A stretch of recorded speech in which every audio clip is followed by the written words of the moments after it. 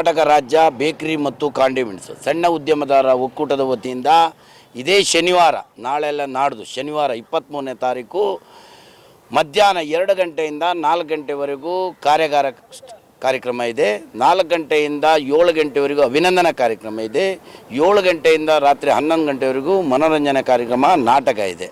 ಹಾಗೆ ಆ ದಿನ ಮಧ್ಯಾಹ್ನ ಕಾರ್ಯಾಗಾರಕ್ಕೆ GST ಆಫೀಸರ್ ಆದ 2 GST ಆಫೀಸರ್ ಬರ್ತಾ ಇದ್ದಾರೆ, 3 ಜನ ಲಾಯರ್ ಇರ್ತಾರೆ, 3 ಜನ CA ಆಫೀಸರ್ ಇರ್ತಾರೆ.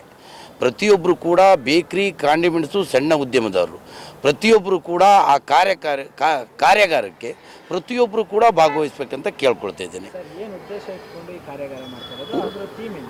ಉದ್ದೇಶ ಮೊನ್ನೆ GST ವಿಷಯದಲ್ಲಿ ನಮಗೆ ಸರ್ಕಾರ ಒಳ್ಳೆಯ ಸುದ್ದಿಯನ್ನು ಕೊಟ್ಟಿತ್ತು. ಏನು ಸಾಮಾನ್ಯ ಜನ ಬೇಕರಿ ಮತ್ತು ಕಾಂಡಿಮೆಂಟ್ಸು ಸಣ್ಣ ಉದ್ಯಮದಾರರಿಗೆ ಏನು 60 ಲಕ್ಷ 1 ಕೋಟಿವರೆಗೂ GST ಫೈನ್ ಬಂದಿತ್ತು.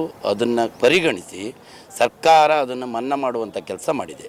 ಆ ಉದ್ದೇಶದಿಂದ ಆವತ್ತಿನ ದಿನ ಸರ್ಕಾರದ CM ಕೂಡ ಹೇಳಿದ್ದಾರೆ, ನೀವೊಂದು ಅಭಿನಂದನಾ ಕಾರ್ಯಕ್ರಮ ಮಾಡಿ ಅಂತ ಹೇಳಿದ್ದಾರೆ. ಆ ಉದ್ದೇಶದಿಂದ ನಾಡ್ದು 23ನೇ ತಾರೀಕು ಶನಿವಾರ ನಮ್ಮ ಒಕ್ಕೂಟದ ವತಿಯಿಂದ ಕಾರ್ಯಕ್ರಮ ಹಮ್ಮಿಕೊಂಡಿದ್ದೀವಿ.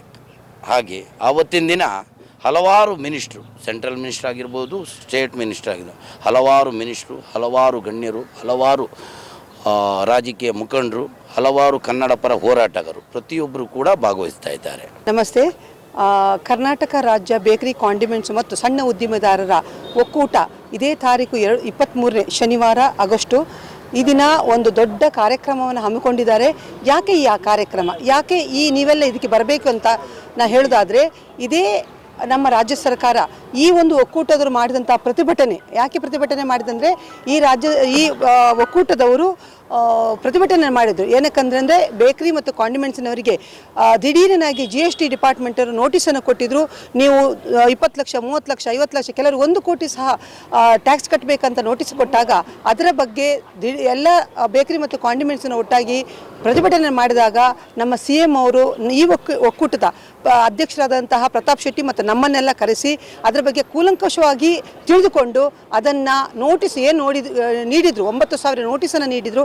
ಅದನ್ನೆಲ್ಲವನ್ನು ಹಿಂಪಡೆದು ಈ GSTಯನ್ನು ನಾನು ಈಗಿಂದಲೇ ಸ್ಥಗಿತಗೊಳಿಸ್ತೀನಿ. ಈ GST ಏನು ನೋಟಿಸ್ ಕೊಟ್ಟಿದ್ದೇವೆ ಅದನ್ನು ಯಾವುದನ್ನು ಸಹ ನಾವು ಮುಂದುವರಿಸುವುದಿಲ್ಲ ಅಂತ ಹೇಳಿದರು.